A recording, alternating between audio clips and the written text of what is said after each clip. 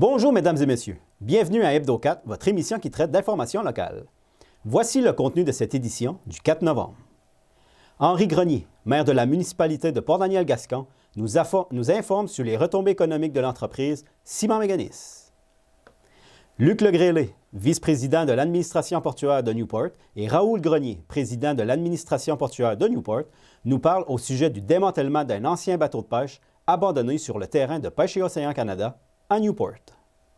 Aperçu du colloque régional sur l'avenir du patrimoine religieux en Gaspésie et aux îles de la Madeleine, qui s'est déroulé le 26 octobre dernier à l'église de Grande-Rivière.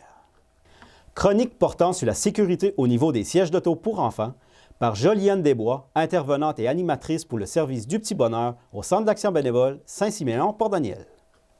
Et il sera question de causerie mensuelle avec Nathalie Bernard, intervenante pour l'organisme gaspésien qui vient en aide aux personnes atteintes de cancer, l'OCPAC. Bonne émission à tout le monde. Tout d'abord, nous avons rencontré Henri Grenier, maire de la municipalité de Port-Daniel-Gascon, afin de vous informer sur ce qui se passe dans cette belle municipalité de notre région. Cette rencontre vous sera présentée en 3 parties. En voici la première, portant sur les retombées économiques de l'entreprise Ciment Mécanis. Si on retourne en arrière à peu près quelques années passées, c'est que la municipalité était d'une part en construction. Ensuite à ça, depuis juillet de l'année dernière, ils sont entrés en production. Mais tout ce temps-là, il y avait quand même des bâtiments qui pouvaient être imposés, taxés au niveau municipal. On avait embauché une firme, Servitec. C'est eux autres, ce sont nos évaluateurs spécialisés dans le domaine, qui faisaient l'évaluation du complexe industriel Ciment Mécanis.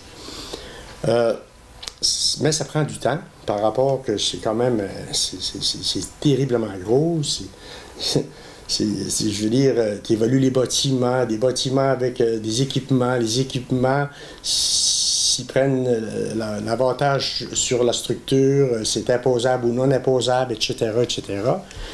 Ça fait que suite à ça, nous autres, la municipalité, personnellement, j'avais rencontré Ciment Mécanis. Puis à cette époque-là, il y avait également la Caisse des dépôts. D'ailleurs, ils sont encore là, ils sont encore actionnaires majoritaires. Puis je leur avais demandé une avance.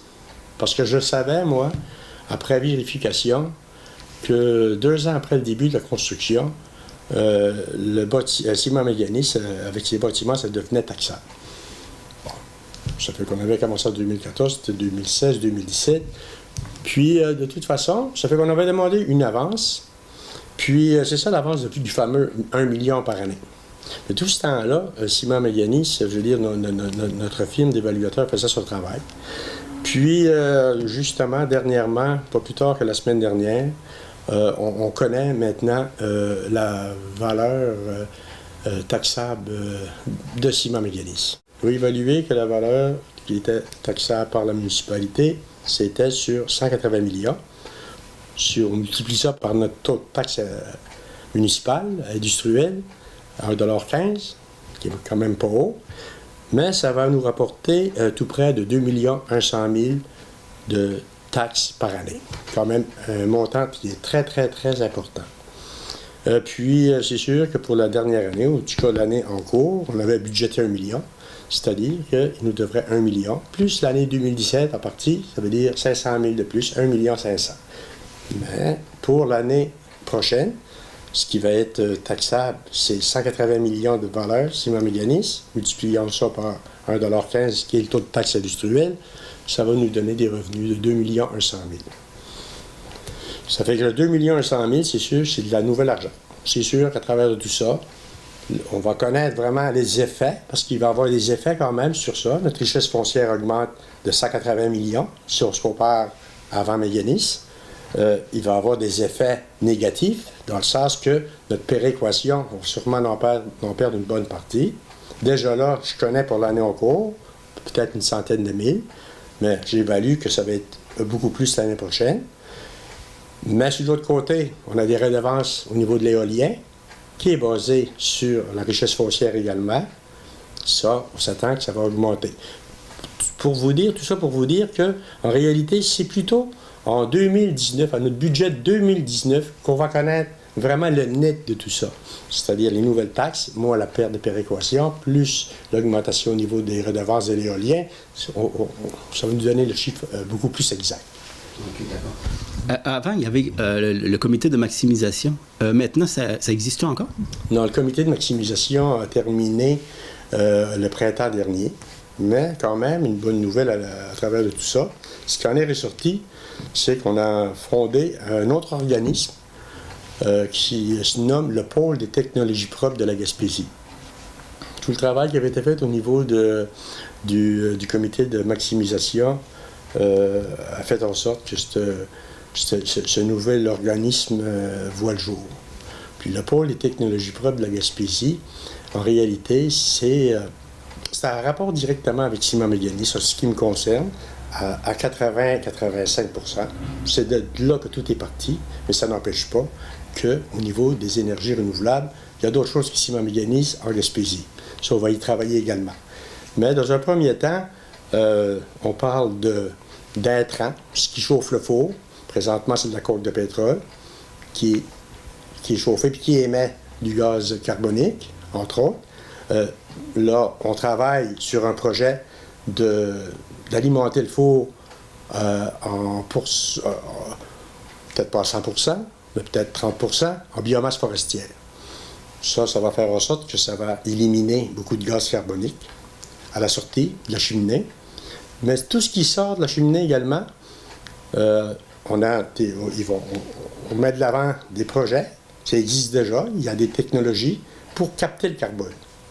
Capter le carbone pour le transformer. Le transformer, on parle ici de biocarburants, on parle de solvants, on parle de protéines pour nourriture pour animaux. Il y a beaucoup de choses autour de ça. Le but de tout ça, c'est encore là, c'est que qu'il y a des nouvelles entreprises qui s'implantent, soit chez nous, ici à Port-Daniel-Gascon. C'est sûr, quand on parle de captation de carbone, absolument, s'il y a une entreprise qui capte du carbone, ça va être à Port-Daniel-Gascon.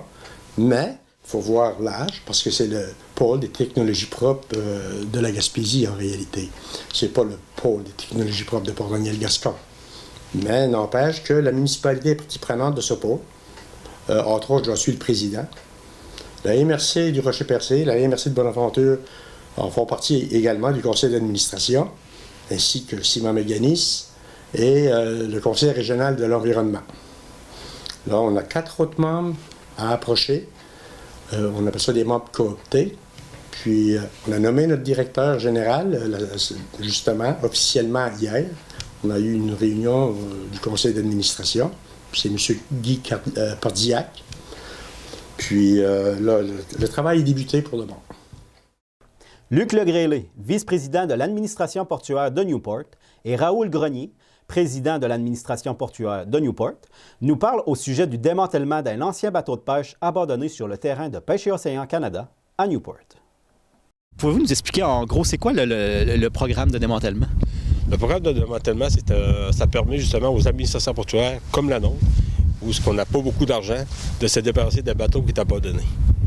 Ça fait que le programme, lui, il donne 75 % en argent à l'administration portuaire. Puis nous, ça nous coûte 25 % en espèces et en argent pour qu'on puisse démanteler, démolir, puis faire en sorte que le bateau quitte les lieux. Parce que ça se trouve sur un terrain fédéral, puis c'est quand même aussi un bateau qui actuellement cause certains problèmes aux résidents ici parce qu'il y a plus de la pollution visuelle. Le début là, du programme de démantèlement, ça a commencé il y a plusieurs années passées, okay, parce qu'il y a plusieurs rencontres, puis le problème il était vraiment flagrant au Pacifique, parce qu'au Pacifique, là, ils n'ont pas vraiment, là, comme ici, des packs à bateaux, où l'hiver, les bateaux vont s'entreposer. Les bateaux restent tout à l'eau. Les bateaux devenaient abandonnés, fait que les bateaux, par la loi, tu ne pouvais pas toucher les bateaux. Ça fait que les bateaux restaient là, ils pourrissaient, puis ils calaient dans l'eau, donc ça devenait une pollution, puis il y en avait beaucoup au Pacifique. Ça fait que la seule façon d'arriver, puis de régler ce problème-là, c'est qu'il fallait que le fédéral, puis, ou sinon le provincial, trouve une façon d'investir pour faire en sorte d'enlever ces bateaux-là. Puis quand ils ont mis le programme pour le Pacifique, puis qu'ils l'ont mis pour l'ensemble du Canada. Puis aujourd'hui, on est chanceux d'en bénéficier. Oui, c'est parce que c'est nous autres quasiment les premiers qui passent dans ce programme-là. En plus, le bateau, nous autres, c'était quasiment comme je dirais l'espace que ça prend, qui peut être disponible sur le terrain. qu'on a pu prendre d'espace. Puis en l'enlevant, ben, on va plus d'espace pour avoir d'autres bateaux qui peuvent monter ici pour passer l'hiver en cas sèche. Dans le fond, pour préciser, ce qui arrive, c'est qu'actuellement, le propriétaire du bateau, c'était anciennement une compagnie. Au début, le bateau appartenait à une bande autochtone. Pour une raison ou une autre, ça a été vendu à une compagnie d'Halifax, au niveau de la structure. Il n'y a pas ce structural, j'ai oublié le nom, mais je m'en excuse.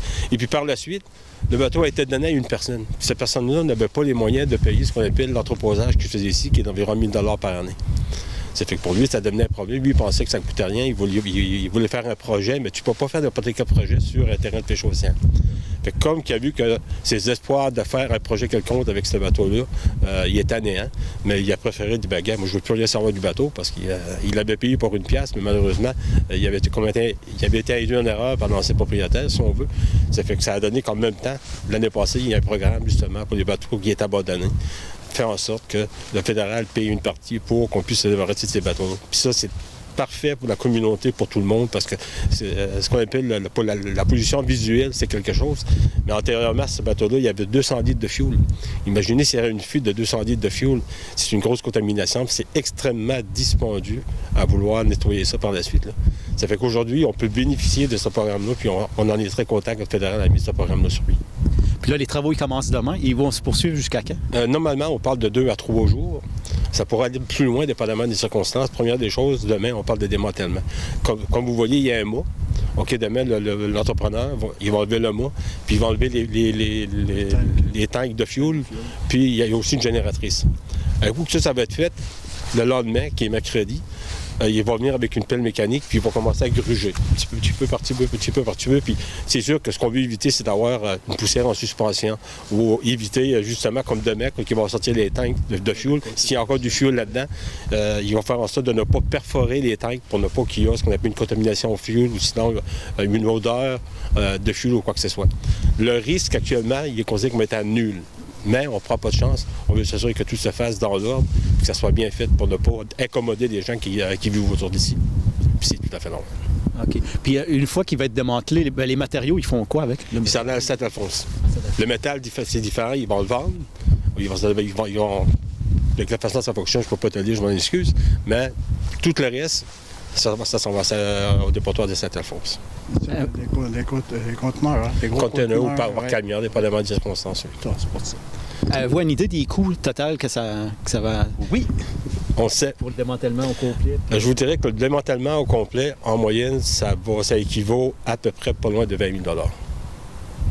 Ça fait qu'imaginer une administration portuaire, là, comme nous, là, c'est une petite administration portuaire, OK, ou sinon, si on regarde comme Saint-Godefroy, on regarde Chigawick, il n'y a pas grand bateau, là. Il y a à peu près une dizaine de bateaux.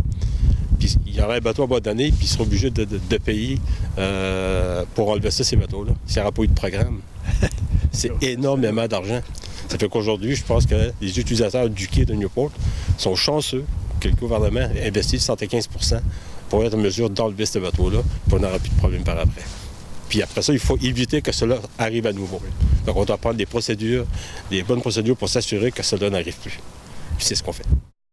Sous le thème « Le statu quo n'est plus possible », le 26 octobre dernier, à l'église de Grande-Rivière, avait lieu le colloque régional sur l'avenir du patrimoine religieux en Gaspésie et aux îles de la Madeleine. Voici un résumé du mot d'ouverture de M. Médard Doiron, président de la table de concertation régionale du patrimoine religieux de la Gaspésie et des îles de la Madeleine, ainsi qu'un résumé du constat « Le statu quo n'est plus possible » par Monseigneur Gaétan Proulx, évêque du diocèse de Gaspé. Nous avions en main une étude d'impact effectuée par le diocèse de Gaspé en 2013, qui présentait de façon détaillée la situation critique des fabriques et des églises de la Gaspésie et des îles de la Madeleine. Ainsi est né le thème « Le statu quo n'est plus possible ». Cette étude du diocèse ayant pour titre « Situation actuelle et avenir des communautés chrétiennes de la Gaspésie et des îles de la Madeleine », elle fut inspirée par un groupe de réflexion sur la supervision de Monseigneur Jean Gagnon, évêque de Gaspé de l'époque, décédé malheureusement depuis quelques années. L'étude se proposait de jeter un regard sérieux sur les réalités administratives et économiques de l'ensemble des paroisses du diocèse de Gaspé. Le thème d'urgence qui nous réunit à Grande-Rivière dans une église de tradition religieuse et historique vaut pour l'ensemble des églises et des confessions religieuses de la Gaspésie et des Îles-de-la-Madeleine. En ce moment, la majorité de nos églises ne sont pas entièrement désaffectées, ni abandonnées, ou vouées à d'autres fins, ni même en voie de démolition. Un thème d'urgence qui nous réunit dans une Église qui, possiblement, nous indique que si la pratique religieuse n'est pas en chute libre, on y voit très certainement une décroissance de ses membres et un déficit de recrutement du clergé. Nous avons choisi le thème « Le statu quo n'est plus possible » comme thème d'urgence. La situation des églises nous offre une occasion de réfléchir sur le rôle de la culture et du patrimoine dans toutes nos communautés, villes et villages de la Gaspésie et des Îles-de-la-Madeleine. C'est le défi que nous vous proposons en vous réunissant ici aujourd'hui. Nous devons faire face à la réalité.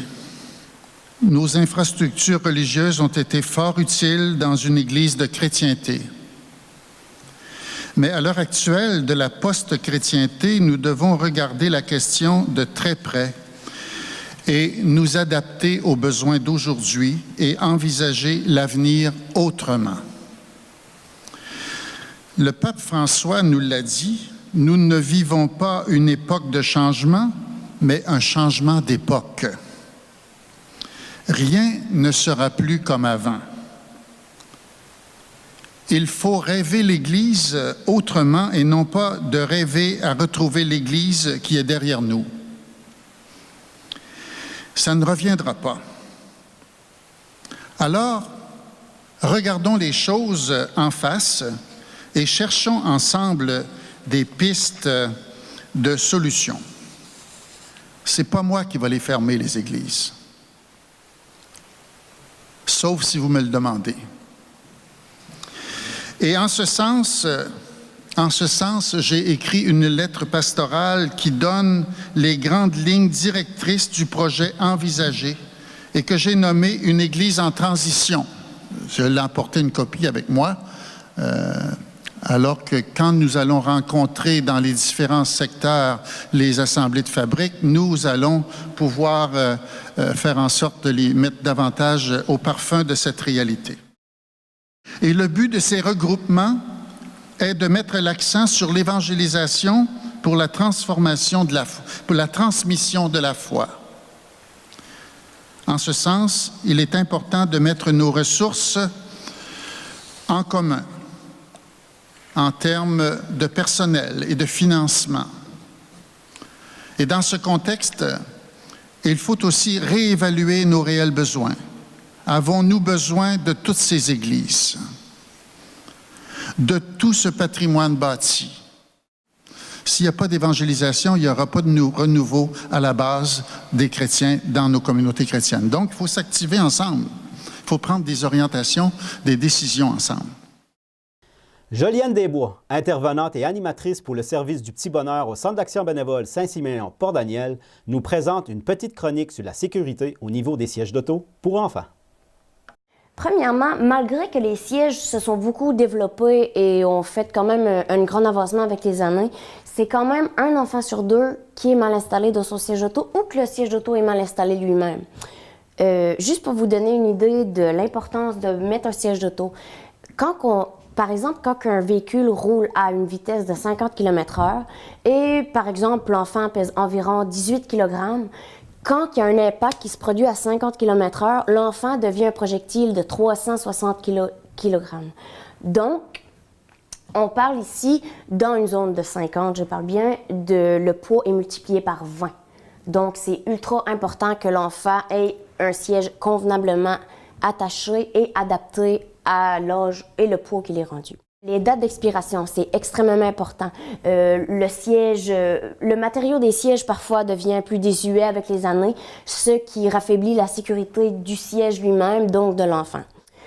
Souvent, les dates d'expiration vont être directement sur les sièges d'auto. Par exemple, c'est souvent sous le siège On retrouve aussi ça sur les côtés. Ça peut aussi être derrière le siège ici. Si c'est pas marqué la date directement d'expiration, on parle de date de fabrication, c'est-à-dire la date à laquelle le siège a été fabriqué. Souvent, on va aller avec la marque du siège. Par exemple, si on a un siège de marque Harmony, on va aller voir sur leur site Internet ou simplement sur Google très facilement. Et on marque le nom de la compagnie du siège et on retrouve quelle durée de vie le siège a. C'est aussi important de savoir que la vente et le prêt de sièges d'auto est interdit si la date de fabrication dépasse 2012. Quand on attache le siège dans l'auto, c'est ultra important, je vais toutes vous montrer comment les installer tantôt, mais c'est ultra important que chaque siège ne peut pas bouger de plus de 2,5 cm à partir des points où on a fixé notre siège d'auto. On a le siège première étape ou le siège de bébé. Ça, c'est le siège qui part de la naissance jusqu'à ce que l'enfant pèse environ 22 livres. Cependant, les poids, les mesures, les grandeurs sont toujours écrits. Comme par exemple, ici, avec notre siège, sont tout écrit, désolé, ici, là, ou encore de l'autre côté. Ça va jusqu'à 22 livres. Ce siège-là, on va trouver les points d'ancrage sur la base du siège, c'est-à-dire ça ici, pour aller le fixer directement dans l'auto sur la base. C'est ça ici. Naturellement, je vous dirais, dans la majorité des autos, ça se trouve vraiment dans le tissu du siège, vraiment dans le profond du tissu. Parfois, il faut même le lever pour aller attacher les 2 points d'ancrage au fond. Sinon, on a toujours l'option de l'attacher avec la ceinture de sécurité. Ici, pour celui-là, c'est ici. C'est toujours, il y a 2 bons trous qui nous l'indiquent, ici et ici. D'habitude, c'est toujours indiqué sur le siège avec une étiquette. Quand on met le siège dans la base de siège, on s'assure vraiment d'entendre le clic ici pour que le siège soit bel et bien placé. La plupart a jusqu'à 10 kg ou 22 livres, sinon les grandeurs maximales sont toujours écrites. Ensuite, on passe au siège deuxième étape ou le siège d'enfant. Il faut que le bébé pèse naturellement 22 livres. Ensuite, on l'envoie toujours la face orientée vers l'arrière du véhicule jusqu'à l'âge de 2 ans, ou sinon, les grandeurs maximales sont aussi écrites sur les côtés. Pour ce siège-là, pour le placer dans l'auto, les points d'ancrage on en a 3. La plupart des sièges en ont 3 comme ça. Le gros qui est toujours situé derrière le siège, celui-là, la plupart des véhicules, il se trouve carrément presque dans la valise. Je vous dirais assez bas, au niveau de la valise où on va aller clipper ça. Puis les 2 autres points d'ancrage, on va aller les mettre dans les tissus du banc d'auto, comme avec le siège pour les plus petits. Sinon, vous avez toujours le choix de l'attacher avec la ceinture de sécurité. Il faut soulever le tissu un peu pour pouvoir passer la ganse de sécurité ici, la ceinture, et pour pouvoir la sortir de l'autre côté. Puis finalement, il y a le dernier siège qui est le siège d'appoint. Le siège d'appoint, lui, ça va être un siège qui sert, c'est le dernier siège pour l'enfant. C'est un siège qui sert à bien ajuster la ceinture. Pour que la ceinture soit bien ajustée à l'enfant, lui, il n'y a pas vraiment besoin d'être ancré ou n'importe quoi. On fait simplement passer la ceinture de sécurité ici et ici, c'est-à-dire c'est la ceinture d'en bas. Pour que l'enfant soit sécuritaire dans ces sièges-là, il doit peser un minimum de 40 livres, mais préférablement, on utilise celui-là le plus longtemps possible avant de sauter à lui. Donc ici, la ceinture de sécurité doit absolument passer sur la clavicule de l'enfant et sur ses hanches. Et quand on parle d'une transition du siège d'appoint à la ceinture de sécurité, l'enfant doit absolument être en mesure, sans le siège d'appoint, d'attacher la ceinture de sécurité au niveau de sa clavicule, de ses hanches, et que ses genoux peuvent être pliés à l'extrémité du siège. Celui-là, à partir d'avril 2019, les sièges d'appoint vont être obligatoires jusqu'à 9 ans, malgré que l'enfant va avoir les mesures maximales du siège. Ensuite, une chose qui est très importante au niveau des sièges d'auto, c'est de vérifier qu'ils comportent l'étiquette de conformité, c'est-à-dire que le siège est en bon état de rouler, c'est-à-dire ça ici. Chaque siège d'auto en a un naturellement. C'est très important de consulter le guide du fabricant si vous voulez soit voir quoi que ce soit pour bien ajuster les ganses, que ce soit pour l'installer tout simplement, ou souvent la date d'expiration est aussi marquée à l'intérieur. Finalement, gênez-vous pas pour m'appeler si vous avez besoin d'une vérification de siège d'auto, installation ou n'importe quelle question. Dans le fond, moi, je suis formée par CAA, donc c'est ce qui conclut la petite capsule de siège d'auto. Nathalie Bernard, intervenante pour l'OCPAC, organisme gaspésien qui vient en aide aux personnes atteintes de cancer, nous parle de leur causerie mensuelle. Bonjour, mon nom est Nathalie Bernard, je suis intervenante sociale en oncologie pour l'OCPAC, c'est-à-dire l'organisme gaspésien des personnes atteintes de cancer. Je suis ici aujourd'hui pour vous inviter à nos causeries mensuelles sur la MRC Rocher-Percé. En fait, qu'est-ce que c'est que les causeries mensuelles? Eh bien, c'est un regroupement de 5 à 15 personnes qui se retrouvent pour parler de la résilience face au cancer. Donc, comment faire face à la maladie? On se donne des trucs, on s'encourage, on s'entraide. On a la place également pour partager notre expérience personnelle si on en ressent le besoin. Mais si on est moins à l'aise à partager, eh bien, la place est toute oui pour écouter notre voisin qui, lui, pourra nous apporter beaucoup de support et beaucoup de bien à travers tout ça. Parce que l'important, sachez, c'est de se regrouper ensemble et de réaliser nous ne sommes pas seuls à travers la maladie. Donc, moi, en tant qu'intervenante, au niveau des causeries, j'emporte toujours une information de base. Donc, j'arrive avec une documentation. Ça peut parler autant de stress que du deuil ou de la nutrition ou bien du bien-être personnel en général. Donc, des sujets différents à chaque causerie. Et puis, nous avons toujours un temps arrêté qui est réservé à une période de relaxation. Donc, ça peut durer 10-15 minutes de relaxation. Et nous avons à l'occasion des activités plus particulières à la demande des personnes.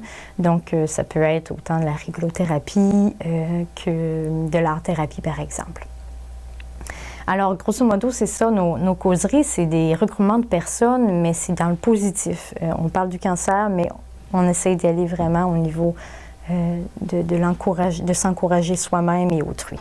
Je vais vous donner les dates pour le mois de novembre.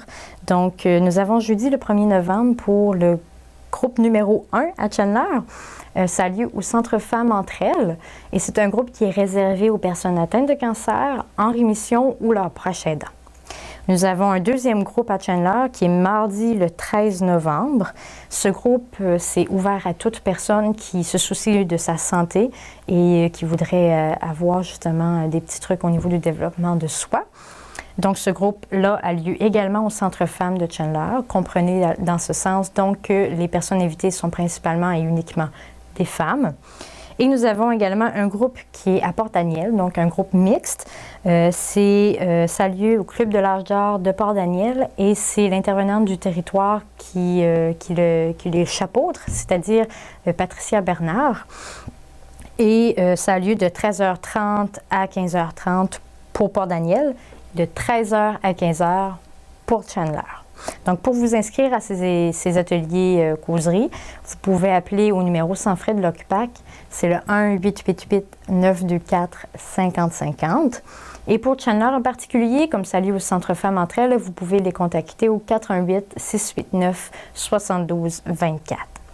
Sachez en terminant que l'OCPAC, c'est un organisme polyvalent au niveau des services pour les personnes atteintes de cancer et c'est le seul organisme qui offre une aide directe ou soutien moral pour les personnes atteintes de cancer. Donc, nous avons différents services, que ce soit en groupe, en individuel, de façon technique par les prothèses capillaires ou les prothèses mammaires, ou même au niveau financier, de la documentation, on a une panoplie de services. Donc, n'hésitez pas à nous contacter pour avoir plus d'informations et sachez que tous ces services-là sont tous gratuits et bien entendu confidentiels. Et en terminant, on est toujours à la recherche de bénévoles, donc si vous voulez vous investir au niveau du cancer dans votre région respective, vous êtes la bienvenue également de nous contacter. Donc l'OCPAC, sachez que c'est votre organisme au niveau du cancer, donc profitez-en pour avoir un peu de service ou bien d'aider votre prochain si vous le souhaitez. Et voilà, mesdames et messieurs, ce qui complète l'édition de votre émission Hebdo 4 du 4 novembre. Merci beaucoup d'avoir été avec nous et à la prochaine!